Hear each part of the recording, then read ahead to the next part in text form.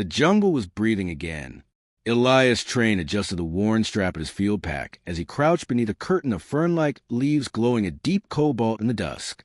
The air was dense, metallic, humming with tension.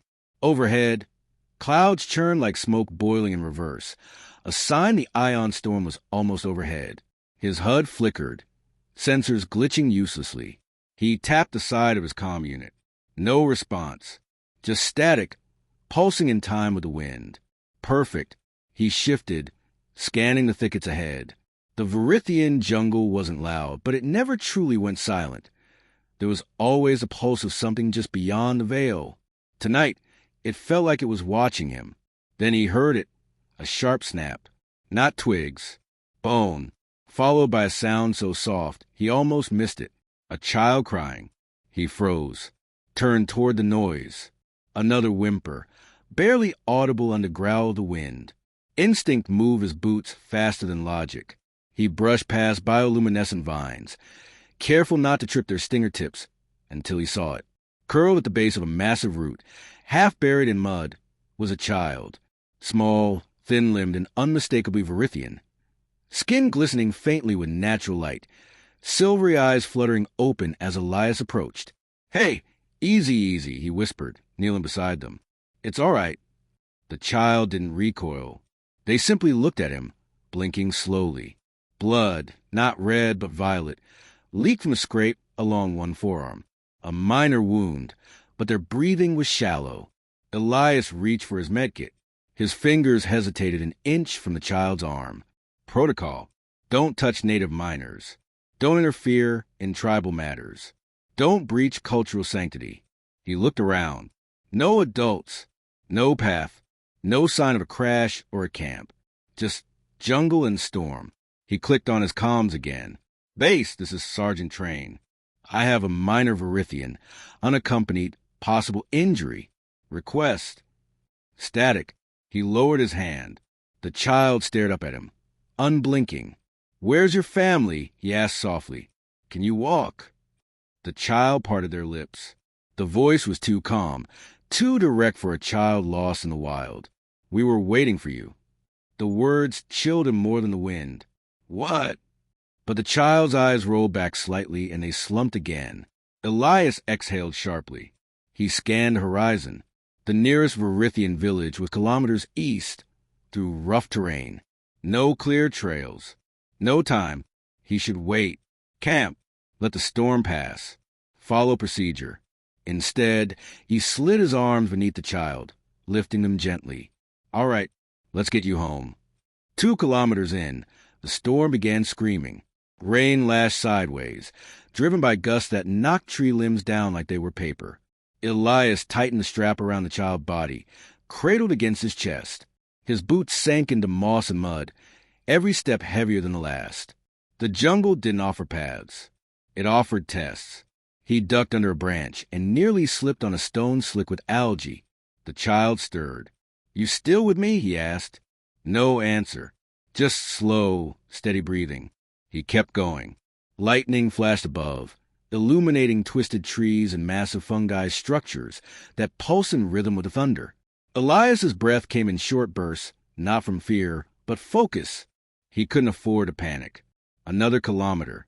He crested a low ridge and paused to catch his breath. From here, he could see the faint curve of the forest edge. Beyond that, the mountains that cradled the Verithian settlement. Still far. Too far. Then the child spoke again, voice barely audible. "Why do you carry me?" Elias blinked. "Because you're hurt. That's what people do." The child's head lolled slightly. "Not all people." "You've met the wrong ones," Elias muttered. The child was quiet for a long time. Only the wind replied. By the time Elias reached the shallow ravine, his legs were trembling from exertion. He set the child down gently and scouted the edge. The incline wasn't steep, but it was slick. If he fell now, no time to think about that. He strapped the child to his back, secured their legs against his torso with his belt, and began the descent. Halfway down, his foot slipped. He crashed sideways, hitting the mud hard. The child whimpered once. Elias groaned, pain flaring his right leg. He looked. Blood. A jagged cut along his thigh. Not deep but enough. Damn it, he hissed. He tore a strip from his undershirt, bound the wound, and pulled himself upright. You okay? He called over his shoulder. Yes, the child murmured. No panic. Just presence. Right. Let's move. The rain slowed by the time he reached level ground. His breath steamed in the cooler air. The jungle thinned, vines giving way to thorny bushes and hard-packed soil. He could see the peaks now, lit faintly with bioluminescence. The village was near. The child stirred again. Do humans have trials? Elias blinked. What? You do things to prove worth? We have training, command tests. We prove we can follow orders. The child was silent again. Elias frowned. Why? But the child said nothing more. By the time the trees parted to reveal a distant flicker of Erythian lanterns between the peaks, Elias could barely feel his legs. He paused, panting, then looked down. The child's eyes were closed. Asleep, he stood in the dark, the wind brushing his skin, unsure if he was being guided or watched. He looked up toward the mountains, then stepped forward, one foot after the other. Elias moved like a ghost through the dripping trees, soaked to the bone, blood crusting at the edge of his makeshift bandage. The Varithian child rested against his back.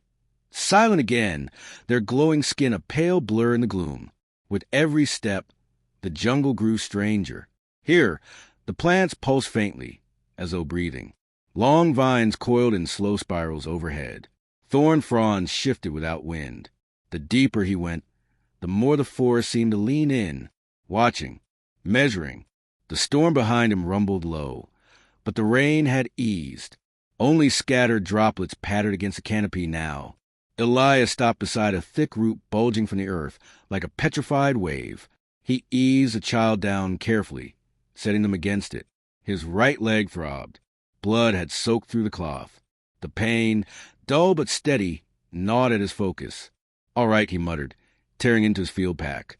Let's fix this properly. He pulled out a sterilizer patch and pressed it to the wound. The sting shot lightning through his thigh. He hissed between clenched teeth. The child's eyes opened. You're hurt. Not a problem, Elias said, biting down the pain. I've walked with worse. They watched him wrap a second layer of cloth around the patch. Then, in that same unsettlingly calm voice, the child asked, Why didn't you leave me? He didn't answer right away. Instead, he tested his leg, stood slowly, and retightened the pack. Because I don't leave people behind, he said finally. Not again. The child tilted their head. Even strangers? Especially strangers. A pause. That's not what the last one did. Elias looked up. Last one. But the child's eyes closed again, lips sealed. He didn't press. The path ahead was less forgiving. The roots became thicker, gnarled, and slick with moss. Towering stalks swept down ropes of luminous gel, forcing Elias to duck and weave like he was navigating a maze. Insects the size of his palm drifted lazily through the air, wings whispering like silk. He stepped into a shallow pool, ankle-deep and still, until it rippled. Something large shifted beneath the surface. Elias froze.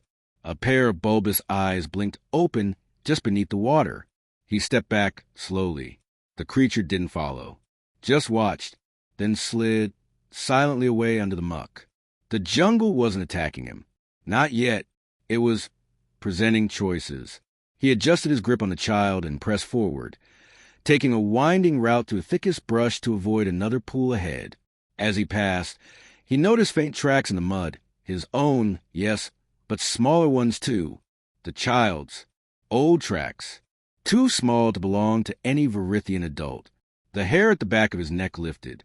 He found the next clearing just as dusk deepened into night. Bioluminescent trees ringed a small depression in the ground, casting a cold blue light over a stretch of bare stone. He stopped at its edge, breathing hard. A shape moved in the shadows. Not human, not Varithian. It emerged slowly, quadrupedal, thick-bodied, 6 limbs. A plated head, curved like a shovel. Its skin glistened like obsidian laced with molten gold. Eyes narrow, black, fixed directly on him. It made no sound. No threat, just stood there in his path. Elias slowly shifted the child off his back, placing him behind a thick root. Then he stood. No sudden moves. The beast huffed once, steam curling from its nostrils. It lowered its head, pawing at the earth, not attacking, guarding, territorial. He scanned the terrain. The path he needed continued behind the creature, only a few dozen meters away. But the beast wasn't leaving. He scanned the surroundings again. The stone underfoot shimmered faintly in the light. Near the creature's feet, strange fungi grew in a scattered ring, pale stalks topped with flickering yellow caps. Then he noticed something strange. The beast avoided stepping on them. He glanced to his right. Another patch of the same fungi, wider, leading off to the side. A possibility. He crouched, picked up a smooth rock, and lobbed it gently past the creature, where it landed near the distant cap ring. The beast's head snapped toward it. A second later, Elias dashed not toward the beast, but to the fungi patch on the right. He kept his steps light, careful not to crush the caps. As he moved through, the creature growled, but didn't follow. He emerged on the far side, 10 meters past his position. The beast turned slowly, as if considering him. Then it huffed again and vanished into the undergrowth. Elias exhaled, long and slow. That was close. He turned to the child, who was already watching him from where they crouched. "You knew that'd work?" the child asked. "No," Elias said, hoisting them onto his back again. "But guessing beats dying." "You saw what avoided," they said softly. He paused. "Yeah." A long silence stretched between them as they resumed the trek. "You see," the child said, "without eyes." Elias didn't reply, but the words followed him. Night came fully by the time he reached higher ground. The trees began to thin, revealing the jagged ridge that marked the outskirts of the Varithian village. From here, the jungle grew quieter. Not safer, just watchful. He found a large, flat rock near the edge of the slope and sat down, shifting the child to lean against his side. The stars above were brighter now, cold white pinpricks beyond the misty clouds. The planet's twin moons hung low, one deep violet, the other silver. He stared at them a while, letting the silence settle. "Why do you speak like that?" he asked suddenly. "Like what?" "Not like a kid." The child didn't answer. Elias glanced down. "You're not really lost, are you?"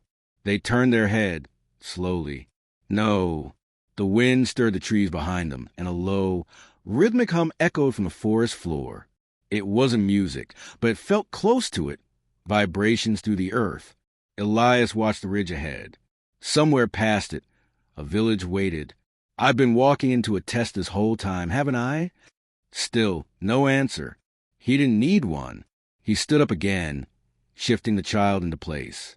"I'm going to see it through," he said. Then he began the final climb. The ridge was steep, littered with broken stone and roots slick with mist. Elias climbed slowly, one hand gripping the edge of a twisted trunk, the other steadying the child strapped to his back. Each step sent sharp pulses through his leg, but he didn't stop. Above them, the jungle had changed. The trees no longer pulsed with light. Their bark was matte black. Their branches clawed at the sky like brittle fingers. The air felt colder here, still but heavy, like something holding its breath. Elias reached the top and paused, letting the strain settle into silence. Below him, the jungle stretched endlessly, a tapestry of color and movement. But up here, everything was quiet. Too quiet. He set the child down on a slab of stone, half buried in moss. They sat without speaking, watching him with that same unreadable calm. Elias wiped sweat from his forehead and turned slowly. There were markings carved into the stone at his feet. Old, faded, circular lines intersecting at uneven points, like an unfinished map. He crouched. "Recognize this?" he asked the child. They nodded. "A gate." "A gate to what?" They tilted their head. "Yourself." Before Elias could reply, something shifted in the tree line. Not a sound, just motion. A shape, human-sized. Then another. He stood sharply. "Stay here." He stepped forward, hand hovering near his sidearm. Though he had no plan to use it, Nothing good ever came from showing a weapon on Varithian land. The trees thickened ahead, forming a narrow corridor. At the end of it, a flicker of movement, a shimmer of blue light. He walked toward it slowly. The world darkened as he entered the corridor. The noise of the wind dropped away. Even his footsteps seemed swallowed by the ground. The air thinned. Then he saw them. Figures, half visible, moving just beyond reach. Not Varithian, not alien. Human. His breath caught as one stepped fully into view. A woman, armor scorched, her helmet cracked, one eye blackened with soot. "Martinez," he whispered. She didn't answer, just stared at him, bleeding, silent. Another form appeared beside her. Then another. He knew every face. The lost team. The ones he'd failed to extract during the Salus outpost breach. The mission that had haunted every breath since. Elias backed away, heart pounding. This isn't real. Martinez took a step forward. Her voice was hollow. "You left us. I didn't have a choice." "You always have a choice." Elias turned sharply. Another path had opened, one he hadn't seen before. Stone steps descending into darkness. The child's voice echoed beside him, though they hadn't followed. "Where you go now is yours alone." He turned again. The figures were gone. He moved toward the steps. The descent was short, but disorienting. A narrow passage opened into a cavern blanketed in thin mist. Strange crystals lined the ceiling, casting a soft, pulse-like glow. At the center, a mirror stood, not glass. Its surface was liquid, rippling without disturbance. Elias stepped closer. His reflection looked back, except it didn't move. He stared. The figure wore his uniform, but stood taller. Its face was cold, expressionless. The eyes burned faintly blue. It spoke. "You protect others to forget your failure." Elias swallowed. "I protect them because no one else did." "You want redemption, not justice." "I want both." The reflection smiled, just barely. "You're not here to return a child. You're here to prove to yourself that you aren't the man who left a squad to die." Elias stepped closer. The ripples reached toward his boots. "I know what I am," he said, "and I know what I won't be again." The mirror split. Cracks raced across its surface before shattering into dust. Silence followed. Then light. The cavern faded. Elias awoke lying flat on his back beneath a canopy of stars. The ridge was gone. So was the cave. The child sat beside him, watching quietly. He blinked. "How long was I out?" "A few breaths," they said. It felt like hours. He sat up. His leg ached, but the wound had clotted. He tested it. Weak but usable. The child studied him. "What did you see?" they asked. "Things I had to," Elias replied. He pushed himself up and scanned the horizon. The jungle ahead opened into a narrow valley. At the far end, faint amber lights flickered between the trees. The village. Almost there. He resecured the child to his back. They didn't resist. As he walked, the jungle seemed quieter, not less alive, but no longer hostile. The trees no longer loomed. The path no longer shifted beneath him. The forest wasn't testing him anymore. It had finished. Halfway down the valley path, the child spoke again. "You passed." Elias didn't stop. "Didn't know I was taking something." "You were always taking it. Every step." He looked over his shoulder. "What was I being judged for?" The child hesitated. "For who you are when no one watches." Elias walked in silence after that, the forest falling away behind them, the village lights calling him forward. And for the first time since the storm began, he didn't feel lost. The path opened like a wound in the jungle, narrow, quiet, but marked with purpose. Each tree ahead bore painted symbols, their colors faded but precise.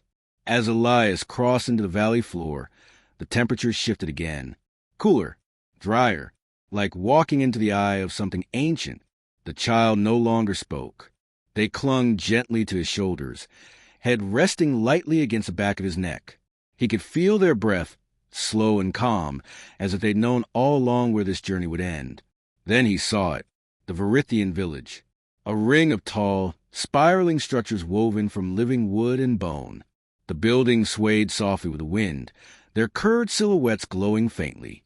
No walls, no gates, just an open circle with a massive fire pit at the center, its flames burning without smoke. Figures emerged as he approached, tall, graceful beings with deep-set, silver eyes and textured skin that shimmered in layers of blue, bronze, and mossy green. Varithians, dozens of them. They made no sound, no move to greet or halt him. He stopped just outside the fire circle. "I brought the child," Elias said. His voice felt small, swallowed by the stillness. One of the elders stepped forward, older than the rest, their skin dark as onyx, eyes paler than the moon's. They wore a mantle of leaf-stitched fabric, marked with sigils Elias couldn't begin to decipher. "You speak like an outsider," the elder said, voice deep and slow, "but you walk like someone who's been seen." Elias met the elder's gaze. "Your child was alone. They could have died. They were never alone." The child slid from Elias's back and stepped to the elder's side. No fear, no confusion, just belonging. The elder placed a hand on the child's shoulder, then turned back to Elias. "You carried more than flesh through our forest," they said.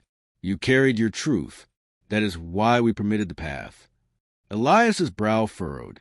"Permitted?" Another Varithian spoke, this one younger, wearing a necklace of bone discs. "The jungle is our oldest voice. It tests those who walk with impure intentions." "I wasn't trying to pass a test," Elias said. The elder nodded. "That is why you pass." He took a step forward, then paused. "You don't need me anymore. I'll be leaving now." The elder raised a hand. "Wait." The circle of Erithians parted slightly as another figure entered. She moved with practiced grace, her eyes calm but piercing. On her forehead glowed a thin vertical mark, freshly burned. The child pointed. "That one." She watched him longest. Elias turned confused. "Watched?" The marked woman stopped 2 paces from him. "Every season, we seek one who is not of us, but who walks with respect. Few make it, fewer return with a child." Elias took a slow breath. "You mean this was all a trial? Some kind of selection process?" The woman nodded. "We do not choose our next chieftain from those born here. Power inherited is fragile. It must be found, not given." Elias stared at her. "I'm not one of you. But you acted without reward. You risked without certainty. You entered the forest not to claim, but to return. That is what we require." He shook his head. "I didn't do this to be chosen. I'm not staying." The elder raised a hand again, and the flames in the center of the village flared. "We ask nothing," he said, "but the path knows who it leads. Even you." The firelight changed color, burning deep violet now, casting long, strange shadows. In them, Elias thought he saw his own silhouette shift, not as he was, but as he might become. A leader, a keeper, a guardian. He stepped back, unsettled. "I'm no chieftain. I'm a broken soldier trying to get home." "You were broken," the woman said. "Now you've been tested, and the forest does not break twice." A silence settled. Then the child approached him again, small hand reaching for his. "We don't need you to stay," they said softly. "We only needed you to be seen." Elias knelt, meeting the child's gaze. "Why me?" The child smiled. "Because you look back when others walk past." A drumbeat sounded from somewhere deeper in the village, low and slow.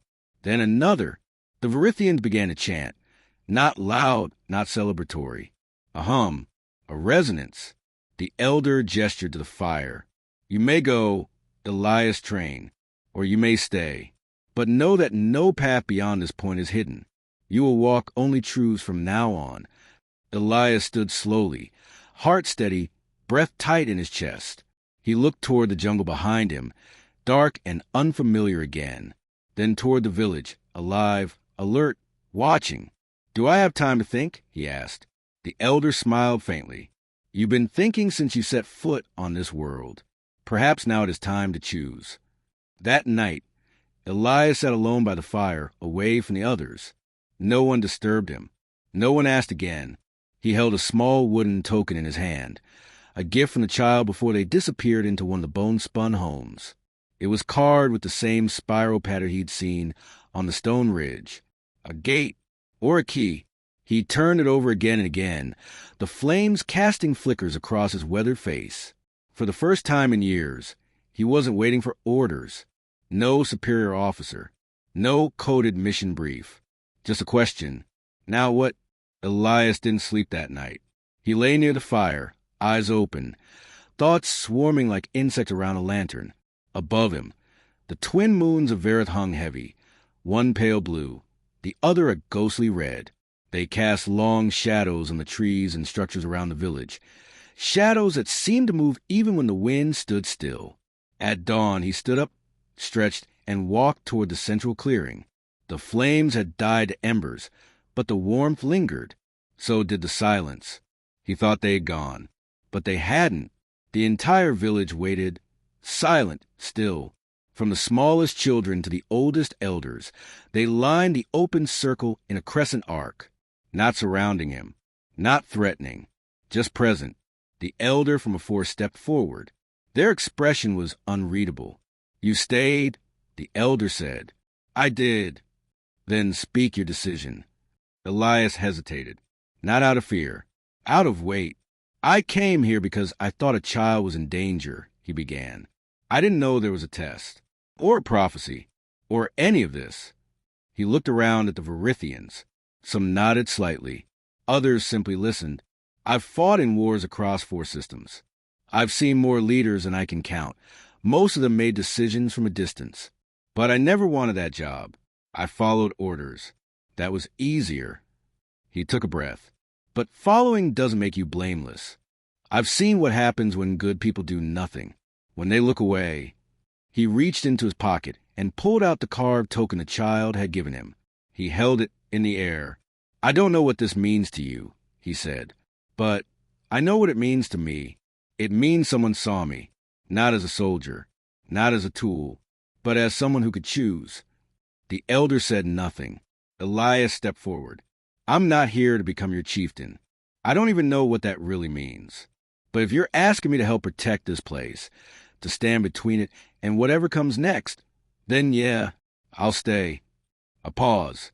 Then a sound like wind through bone chimes, gentle, rhythmic. The Verithians were nodding. Some touched their foreheads. Others whispered words too soft to catch. But the atmosphere had changed. Accepted. The marked woman from before stepped forward. Her voice was clear and calm. "You misunderstand what it means to be chieftain," she said. "We do not want a ruler. We want a witness. A keeper. A bridge." "Between who?" Elias asked. "Between us and what's coming." Before he could ask what she meant, the air around the village rippled. A low hum, barely audible, rose from the jungle's edge. Everyone turned to look. Out of the tree line, 3 figures emerged. Humanoid, armor-clad, carrying weapons Elias recognized all too well. Coalition shock rifles. Black Ops design. No insignia. He stepped instinctively in front of the villagers. The lead figure raised a hand. "Sergeant Elias Train." The voice barked through a helmet-mounted speaker. "By authority of Central Command, you're ordered to stand down and return with us for debrief and extraction." "No!" Elias didn't raise his voice. He didn't need to. The soldier's posture shifted. "You're not authorized to engage in local political structures. You've breached Protocol 17. Elias glanced over his shoulder at the village. No one had moved. Not a flicker of fear. Just calm presence. He turned back to the soldier. "I didn't breach protocol. I did what you never would. I listened." "You've gone native," the soldier snapped. "Maybe, but at least I'm not blind." The tension stretched. Then the second soldier spoke up. "We saw the readings. The whole area is shielded. Cloak tech buried beneath the ridge. You think they're primitive, but they're hiding something." "They're not hiding," Elias said. "They're protecting. There's a difference. We're under orders to extract that tech." Elias's voice hardened. "You're not taking anything." The soldiers looked at each other. The third one, younger by the sound of their voice, hesitated. "There's no backup. Just us. If this turns violent." "It won't," Elias interrupted. Not if you leave. The lead soldier stepped forward. You really want to make this your hill to die on? No, Elias said, but I'll make it yours. A long pause. The wind picked up slightly, rustling the tops of the trees. Then the younger soldier lowered their weapon. The second followed. The leader looked at them, frustrated. Then finally, with a muttered curse, they slung their rifle. We'll report this, they said. You do that, Elias replied. Without another word, the three turned and walked back into jungle. Only when they were gone did the Varithian speak. They will return, the elder said. I know. And next time they may not listen. Elias nodded. Then we'll be ready. The elder stepped forward, placing a hand on his shoulder. Then you are already one of us. Later that night, under the full moons, Elias stood at the ridge overlooking the jungle. The child appeared beside him again, silent, watching. You stayed? They said simply. I did. They handed him a new token, this one freshly carved. The spiral had changed. It now split at the center. Two paths curling in opposite directions, but always circling back to meet. What does this one mean? He asked. The child smiled. That your path isn't one or the other. It's both. Elias looked down at the village below, then up at the stars. He was no longer lost. He was chosen. And this, whatever came next, was his war now. But for once, he wasn't fighting against something. He was fighting for it.